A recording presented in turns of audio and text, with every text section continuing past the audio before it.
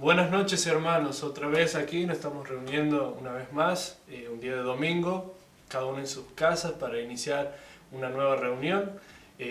Estamos empezando ahora con lo que va a ser la alabanza, así que espero que preparen bien esos pulmones y sobre todas las cosas el poder saber que estamos cantándole a nuestro Dios. Vamos a iniciar con la primera canción, que es Vamos a cantar.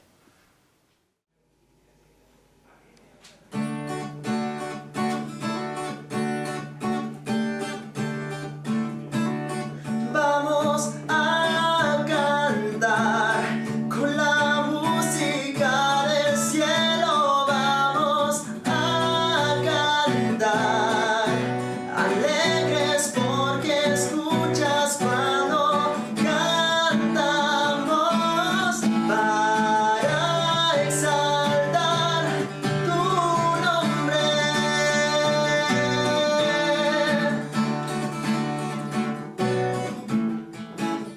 Amamos todo de ti, cielo y tierra te adoran, y los cielos se rinden. Hijo de Dios, tú eres por quien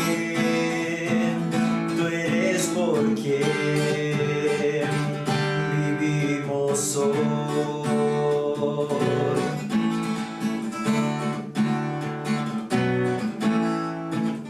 Eres quien nos liberta, tú eres la luz que brilla y como un fuego ardiente.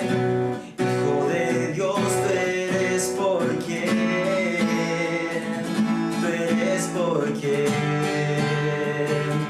vivimos hoy.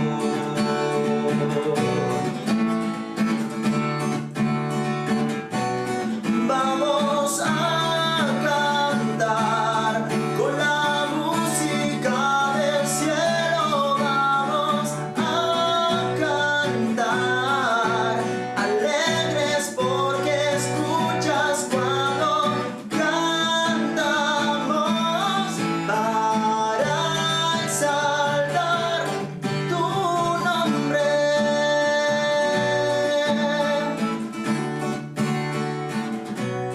Vamos a cantar con la música del cielo. Vamos a cantar alegres porque escuchas cuando cantamos para exaltar tu nombre.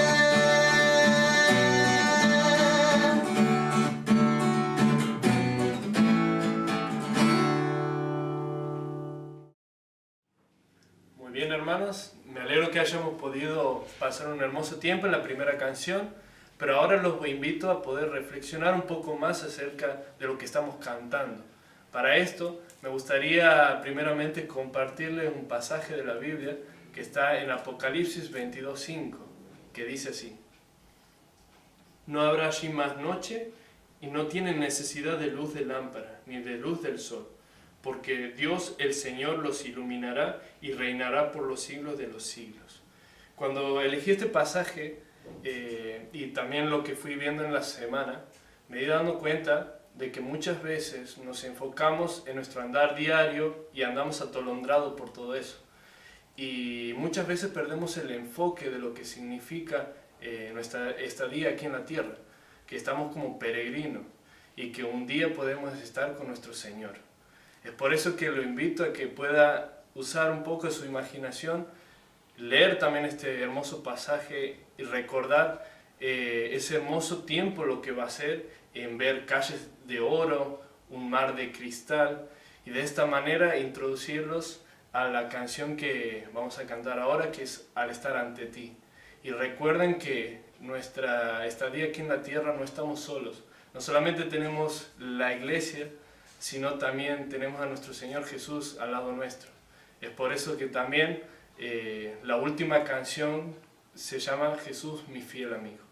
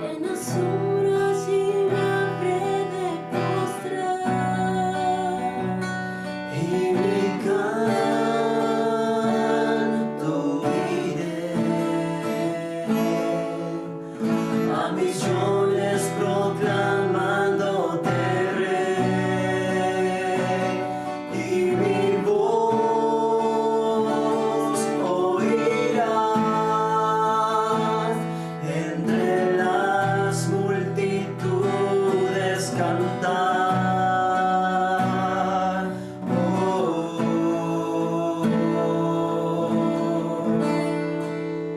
Digno es el Cordero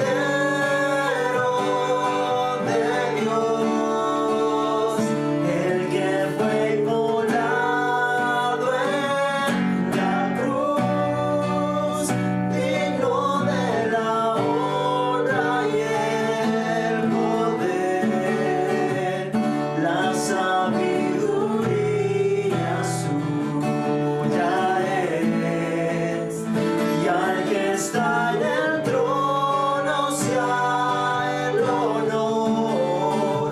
Santo, santo, santo es el Señor, reina por los siglos con poder.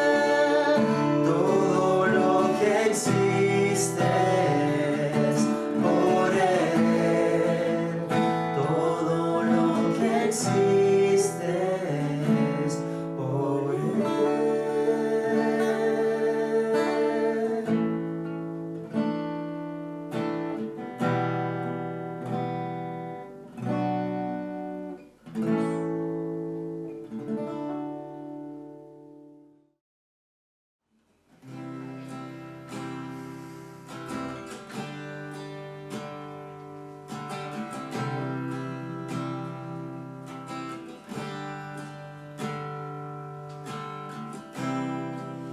Jesús, mi fiel amigo, mi dulce caminar,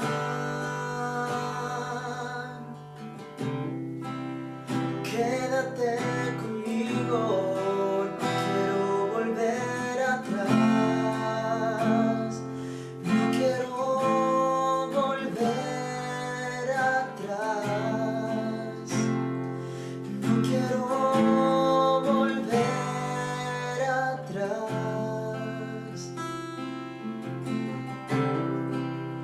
Llévame allá, donde sé que habrá paz, donde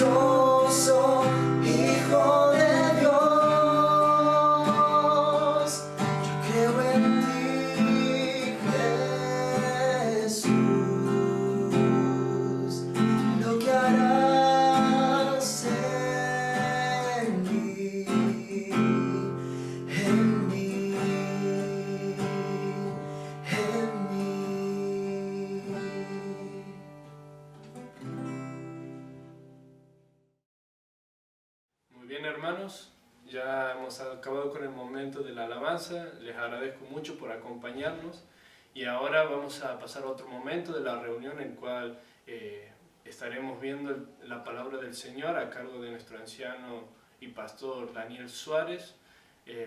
Mientras les invito a poder tener un momento de oración para que el Señor vaya preparando nuestros corazones para lo que va a ser el hermoso mensaje que tiene para nosotros.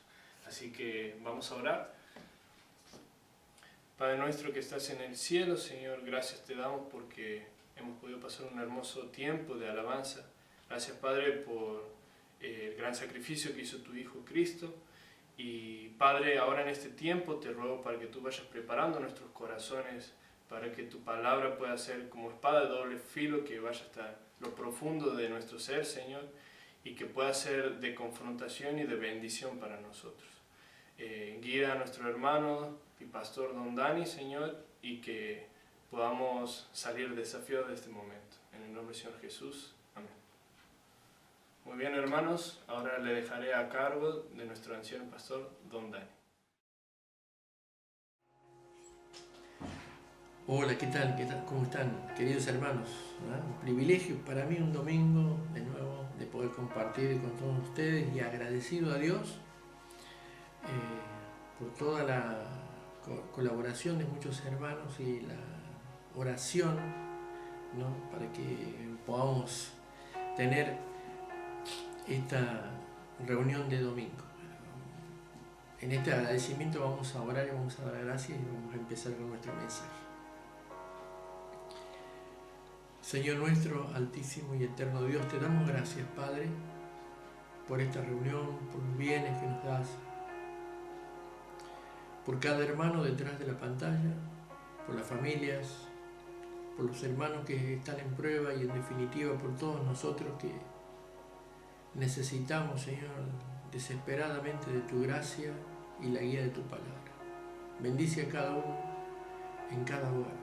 Oramos en el nombre de Cristo Jesús. Amén.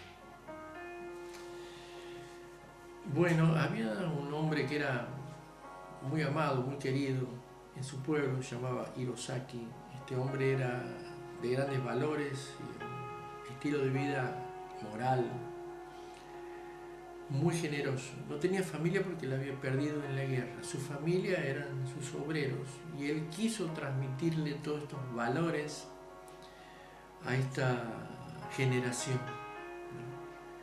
Y no solamente sus valores, sino que también le repartió de todos sus bienes. Yo creo que toda ilustración, cuando nos queremos referir a Dios o que cuando queremos hacer una descripción de Dios, es sumamente imperfecta. Dios nos ha creado, Él dijo, hagamos al hombre a nuestra imagen y semejanza, y nos ha comunicado atributos que son comunicables para nosotros, y no nos ha abandonado, no ha abandonado su creación, sino que ha hecho provisión para nosotros a través de la obra de nuestro Señor Jesucristo. Pero además de eso, su carácter no cambia, nos cuida, nos protege, nos ama y permanentemente Él está velando por nosotros y sobre todas las cosas nos da de sus bienes eternos, sus bienes eternos. Bueno, yo lo que quiero enseñar en esta noche es acerca de la voluntad de Dios, cómo discernir la voluntad de Dios. Y en esta introducción lo que he querido manifestar que la voluntad de Dios es más que decir que es el deseo de Dios, sino que Dios es por naturaleza y en grado perfecto todo lo que es. Dios no comunica amor, Dios es amor. Dios nos da su fidelidad, Él es un Dios fiel, es un Dios que no cambia, es un Dios que es el mismo ayer, hoy y siempre. Y es por eso que cuando Jesús enseñaba sobre la tierra, Él se distinguía de los maestros o de los rabinos de la época, porque no enseñaba como los religiosos y especialmente como los fariseos. Él enseñaba, según el decir del pueblo, como alguien que tenía autoridad. Hay muchísimos pasajes en la Biblia y eventos que nos describen acerca de la voluntad de Dios. Pero hay uno específico que la nombra y es 1 Tesalonicenses capítulo 4 y versículo 3. Es muy sencillo, dice, porque la voluntad de Dios es nuestra santificación. Porque la voluntad de Dios es nuestra santificación. Bueno, santificación es apartarnos para Dios, apartarnos del pecado, ¿no? Pero quizás apartarnos es una cara de las dos caras de una moneda, porque nos apartamos, pero también tenemos que seguir a Dios. Nos desvestimos y nos vestimos de lo que Dios es.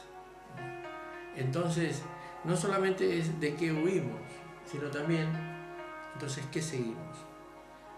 Hay tres elementos importantes en este versículo que se comunican, pero es junto con toda la enseñanza en la palabra de Dios acerca de la voluntad de Dios. El primer elemento es que hay una verdad de fundamento, o hay una verdad de posición, que se llama, porque por posición somos santos, porque el Señor nos ha santificado en la obra de nuestro Señor Jesucristo, ¿no?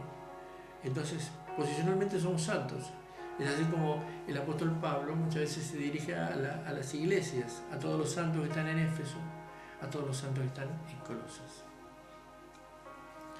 Ahora, hay un segundo elemento que es una verdad práctica, que es una verdad de proceso continuo, o que es una verdad llamada progresiva, porque a partir de tener una relación genuina, una relación personal con el Señor, comienza este proceso que llamamos de apartarnos del pecado para agradar a Dios.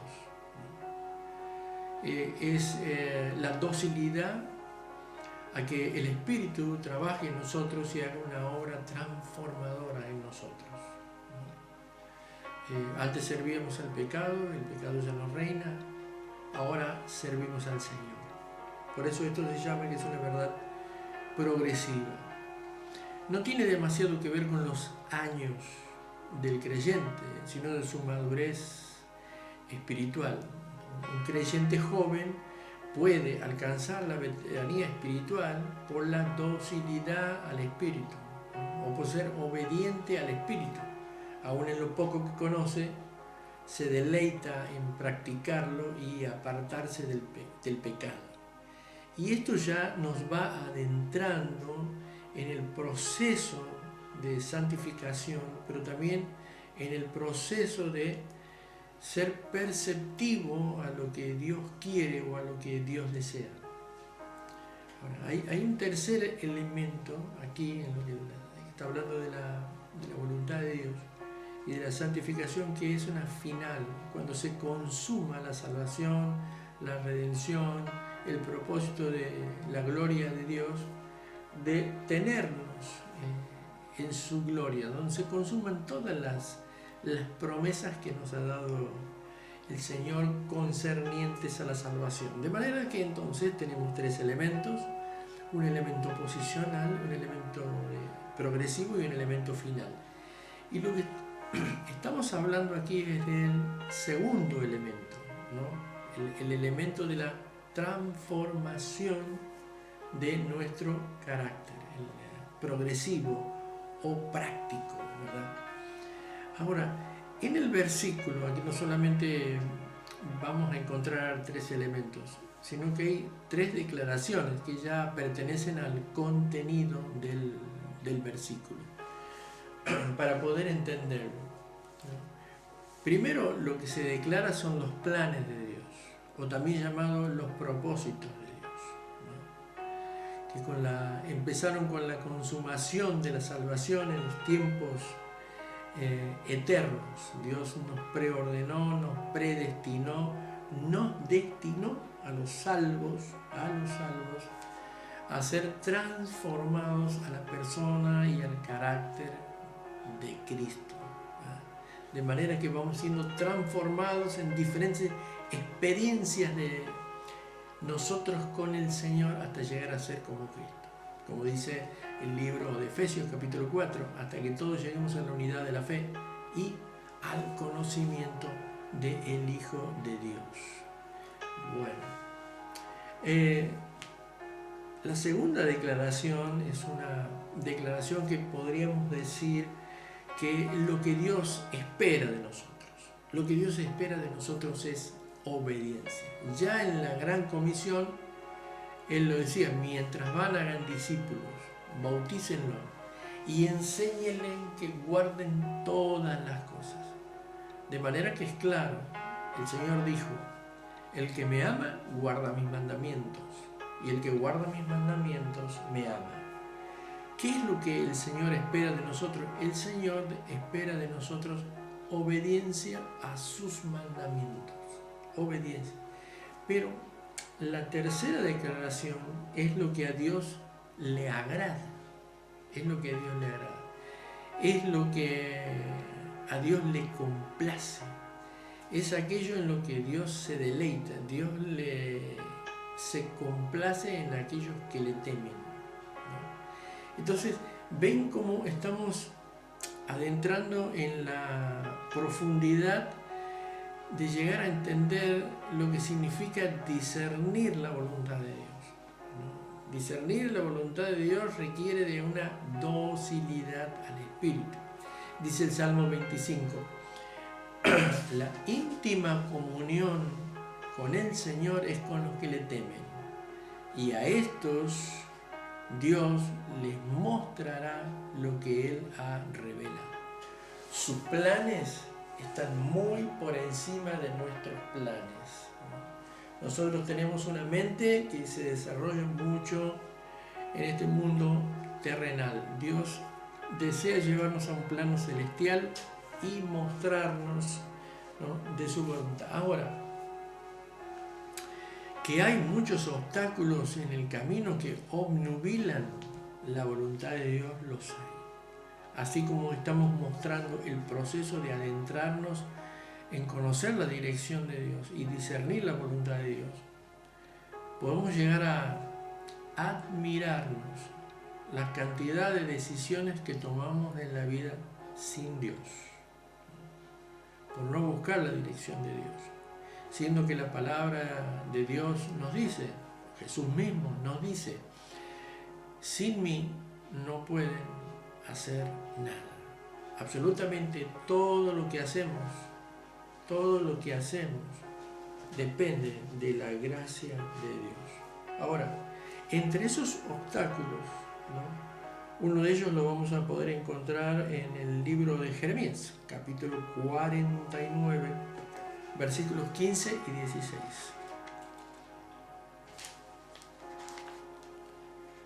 Va a hablar de un pueblo alejado de Dios, del cual Él dice, he aquí, te haré pequeño entre las naciones, menospreciado entre los hombres. Tu arrogancia te engañó y la soberbia de tu corazón. Tú que habitas en las cavernas de peñas y que tienes la altura del monte, aunque alces como águila tu nido, de allí te haré descender, dice Jehová. Es increíble la cantidad de cosas que nos suceden en la vida y los proyectos que nosotros hacemos y no nos damos cuenta. Y caemos en el orgullo de pensar que todo depende de nuestras habilidades. No hay nada peor que obnubile la voluntad de Dios o lo que Dios quiere o desea para nosotros que el orgullo. El creer que casi todo depende de nosotros. Lucas lo expresó en el libro de los Hechos diciendo, en Dios somos, nos movemos y estamos. Dios resiste al soberbio, mas da gracias al humilde. Y aquí en este texto está diciendo, no importa cuán alto te levantes, Dios te hará descender para mostrarte la arrogancia y el orgullo que hay en nuestros corazones. El segundo obstáculo que podemos encontrar lo vamos a encontrar en el libro de Segunda de Reyes, capítulo 20, y a partir del versículo 12. En aquel tiempo Merodac Baladán, hijo de Baladán, rey de Babilonia, envió un mensajero con cartas y presentes a Ezequías, porque había oído que Ezequías había caído enfermo. Y Ezequías los oyó y le mostró toda la casa de sus tesoros, plata, oro, especias, ungüentos preciosos, y la casa de sus armas y todo lo que había en tesoros. Ninguna cosa quedó que Ezequías no le mostrase, así en su casa como en todos sus dominios. Entonces el profeta Isaías vino al rey Ezequías y le dijo: ¿qué dijeron aquellos varones y de dónde vinieron a ti? Y Ezequías le respondió: de lejanas tierras han venido, de Babilonia. Y él le volvió a decir: ¿qué vieron en tu casa? Y Ezequías respondió: vieron todo lo que había en mi casa, nada quedó de mis tesoros que no les mostrase. Entonces Isaías dijo a Ezequías: oye palabra de Jehová. He aquí vienen días en que todo lo que está en tu casa y todo lo que tus padres han atesorado hasta hoy será llevado a Babilonia sin que quede nada, dijo Jehová. Y de tus hijos que saldrán de ti, que habrás engendrado, tomarán y serán eunucos en el palacio del rey de Babilonia. Entonces Ezequías dijo a Isaías: la palabra de Jehová que has hablado es buena.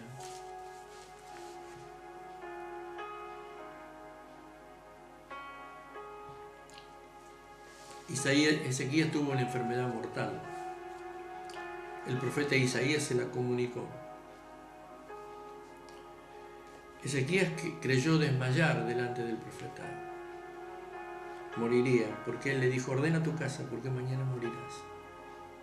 Fue un lamento muy grande delante de Dios, recordándole a Dios que él había sido fiel en su casa. Y antes que el profeta saliera de la casa del rey, vino palabra de Jehová para decirle a Ezequías que iba a prolongar 15 años su vida.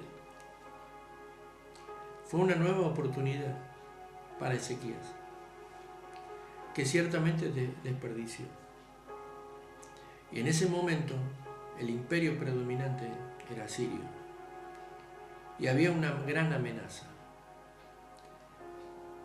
Ezequías no estaba confiando plenamente en Dios, sino estaba buscando alianzas con países o reyes ajenos para defenderse de tal invasión. Hasta que llegaron mensajeros de Babilonia. Babilonia era un pueblo que estaba huyendo de Asiria.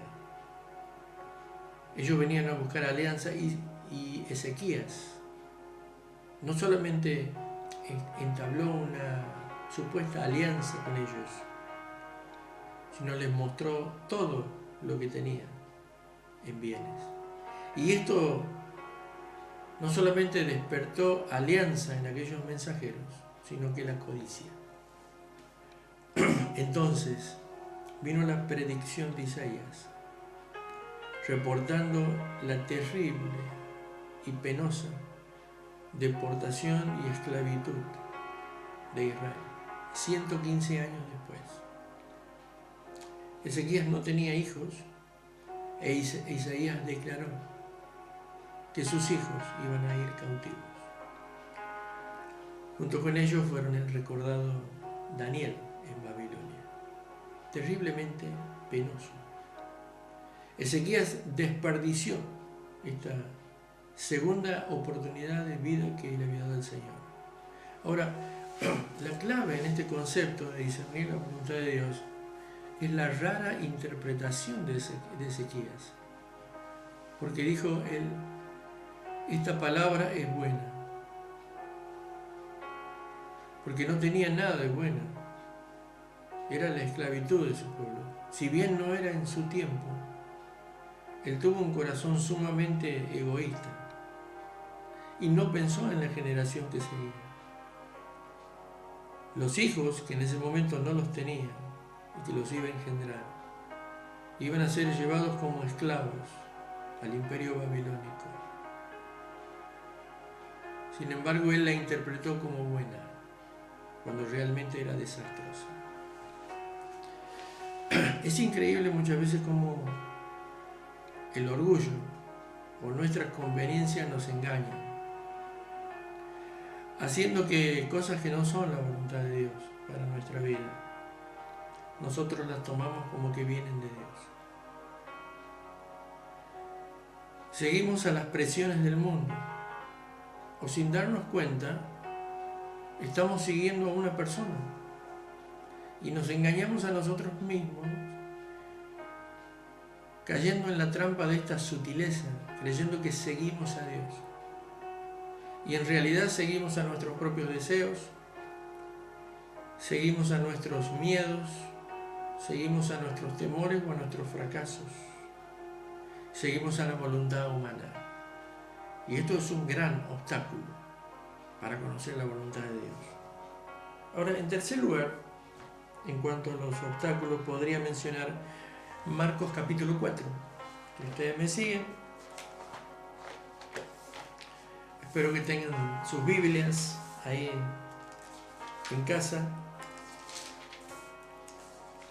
Bueno, vamos a Marcos capítulo 4, versículos 26 al 29. Dice así. Decía además nuestro Señor Jesús: así es el reino de Dios, como cuando un hombre echa semilla en la tierra y duerme y se levanta de noche y de día, y la semilla brota y crece sin que él sepa cómo, porque de suyo lleva fruto la tierra, primero hierba, luego espiga, después grano lleno en la espiga, y cuando el fruto está maduro, enseguida se mete la hoz, porque la siega ha llegado. Bueno, les cuento algo. Cuando era un maestro joven de la palabra de Dios, siempre llevaba la tensión de tener que saberlo todo, de tener que dar una respuesta o tener una respuesta para todo aquello que me preguntaban.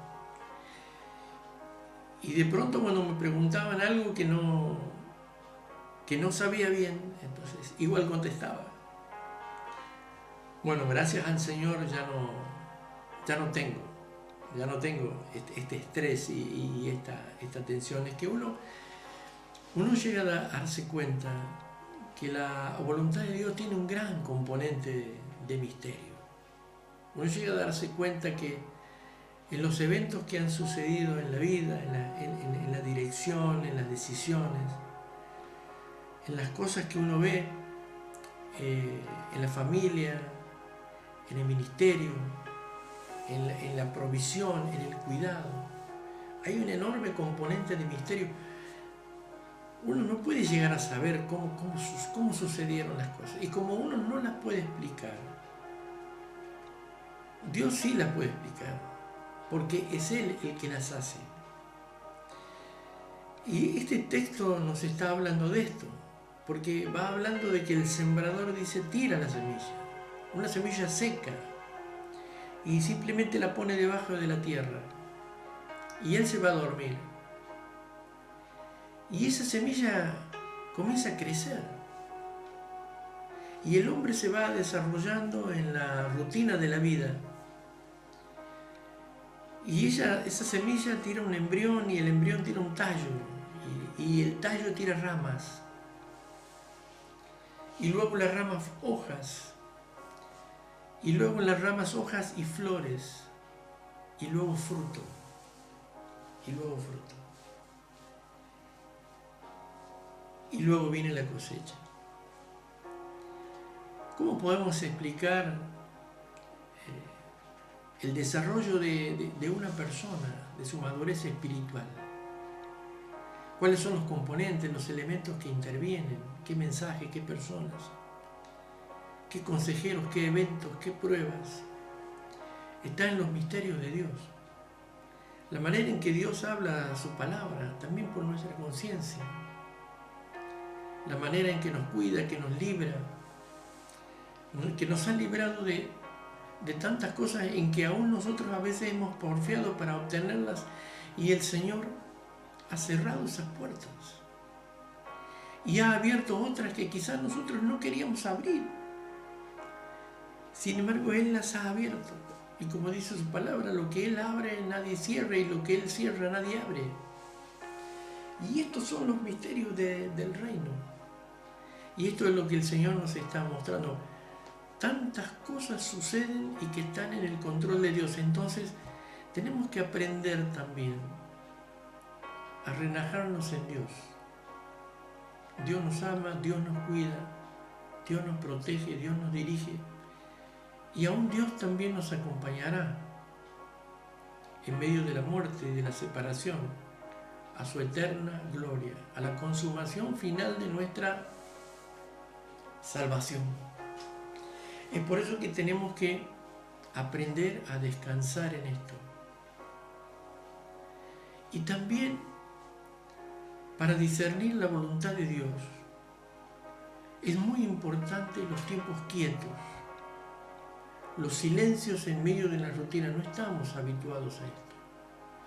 ¿Cuántos minutos puede durar un hombre y una mujer dentro de un automóvil sin que prendas la radio o que escuches música?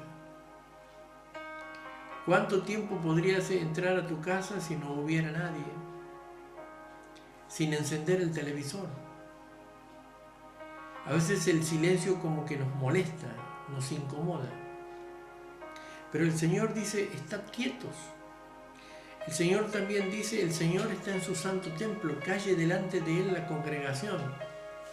Los tiempos quietos son muy necesarios para discernir la voluntad de Dios, para que Dios nos muestre en medio de nuestro ruido, en medio de nuestra rutina, en medio de nuestro bullicio, en medio de nuestra mente ocupada, de nuestra mente atrapada en la tiranía de lo urgente. Dios desea hablarnos. Pero para eso necesitamos los hábitos de los tiempos quietos. Y esto es un gran obstáculo para conocer la voluntad de Dios. ¿Cómo Dios va a mostrarse? ¿Cómo va a hablar a nuestro corazón? La oración es más que hablar. La oración es también escuchar qué es lo que Dios tiene para decirnos y cómo interpretar la manera en que Él interviene y sube a la barca de nuestra vida. Bueno, finalmente, para terminar este mensaje, Dios nos da una fórmula que es un proceso para discernir, para pensar y para reflexionar. Y es la oración que el apóstol Pablo les dirige a una iglesia que él quería y amaba mucho y que necesitaba de discernimiento espiritual, y es la iglesia de Filipos. Y está en el libro de Filipenses, en el capítulo 1. En el capítulo 1 y a partir del versículo 9. Y esto pido en oración. Y esto pido en oración. Lo primero que el apóstol Pablo pide, si van siguiendo luego en casa ese versículo, es que el amor que ustedes tienen, la emoción, el sentimiento, el amor de desprendimiento, el amor sacrificial, ese amor que ustedes tienen, que abunde más, que se perfeccione, que sigan avanzando en este amor que ustedes tienen como iglesia. Ahora, en segundo lugar, dice Pablo, el conocimiento. A ese amor deben agregarle conocimiento. ¿Qué es este conocimiento? Es simplemente llegar a conocer qué clase de Padre es Dios. Yo tengo que saber qué clase de Padre es Dios. Simplemente, ¿cuál es su propósito? ¿Qué es lo que Él espera de nosotros? ¿Y qué es lo que Él agrada? ¿Qué es lo que a Él le deleita? Eso es conocer a Dios. La palabra de Dios es una herramienta, no es el fin. La palabra de Dios es como un ayo, como un cuidador que nos lleva al Señor. Lo tercero que habla ahí es discernimiento, o sea, ya un campo de la perceptividad, es percepción. No todo es blanco y negro en la vida. Hay muchas cosas que tienen tono de gris y necesitan una percepción. Para esto se necesita el amor, el conocimiento, el discernimiento, los tiempos quietos. En cuarto lugar, empieza con los resultados. ¿Para qué es esto? Dice que para aprobar lo mejor. El interlineal griego de don Francisco Lacueva traduce aquí para poder discernir entre las cosas que difieren. ¿Entienden? Ya entramos en la categoría de lo que puede ser lícito, pero no conviene. Lícito, pero no conviene. Para aprobar lo mejor. Tenemos que entender que a veces Satanás nos hace creer sus mentiras como medias verdades. Medias verdades. Y para esto se necesita el discernimiento. Pero también dice que como resultado es para llevar fruto. Y aquí llegamos también a la parábola de Marco 4. ¿no? Esta forma que el Señor tiene de llevarnos en este proceso de ir de gloria en gloria para conocerlo a Él, para llevar fruto, y al final de esta oración de Pablo que dice es para la gloria de Dios, para el agrado de Dios, para el deleite de Dios. De manera de que analíticamente o teóricamente, el discernir la voluntad de Dios no es tan difícil, pero en la práctica es un proceso. La voluntad de Dios es nuestra santificación. A partir de la salvación, 1 Timoteo capítulo 2, versículo 4, a través del sacrificio espiritual, Romanos capítulo 12, versículos 1 y 2, a través de la llenura del Espíritu Santo, Efesios capítulo 5, versículo 18, no embriaguéis con vino en el cual hay disolución, antes bien sed llenos del Espíritu Santo. Sumisión, 1 Pedro capítulo 2, versículo 13 al 15. Paciencia, Hebreo 10, versículo 36. Y santificación, 1 Tesalonicenses capítulo 4, versículo 3. Porque el deseo de Dios, porque la voluntad de Dios es nuestra santificación. Ese es el agrado, es el deleite de Dios, el cual Él nos invita a este proceso de deleitarnos en su presencia, ¿no? Deleítate en el Señor y Él concederá los deseos o las peticiones de tu corazón. Que el Señor te bendiga. Muy buenas noches, queridos hermanos. Damos gracias al Señor por este tiempo con la palabra. Gracias a nuestro amado pastor Daniel Suárez por la palabra compartida. Sin duda el Señor ha hablado a nuestros corazones de una manera contundente y clara. El momento de los anuncios. Recordamos, el Club Bíblico para adolescentes de 12 a 18 se siguen reuniendo a las 18 horas los sábados, por el momento de manera virtual, a través de plataformas Zoom, si no me equivoco. Atención a todos los jóvenes para que inviten y también para que asisten. Se viene JM, se viene el lanzamiento de JM, por el momento también de manera virtual, así que les pedimos que estén atentos a las fanpages de JM en Facebook o en Instagram. De paso también pueden compartir con sus contactos. Las novedades trataremos de pasarlas por ahí porque estamos por reunirnos con el equipo. El equipo está muy entusiasmado por comenzar con los jóvenes. Gracias también a los hermanos y hermanas que han visitado el barrio Bruno Volta, un hermoso ministerio de visitación a los niños y las familias que viven en ese lugar. También recordarles que el Ministerio de Ayuda Mutua sigue vigente. Hermano, hermana, si usted está pasando necesidad, no dude en contactarse con César Regatuso para coordinar la ayuda que se le puede brindar. Y si no, si está también dispuesta a ofrendar para ese ministerio, puede contactarse con César también para coordinar la entrega. Damos gracias a Dios por este hermoso tiempo y nuevamente que nos permite reunirnos de manera virtual por el momento. está, no sé si pronto, pero no está muy lejos tampoco. Si el Señor no viene antes, podemos volver a reunirnos todos.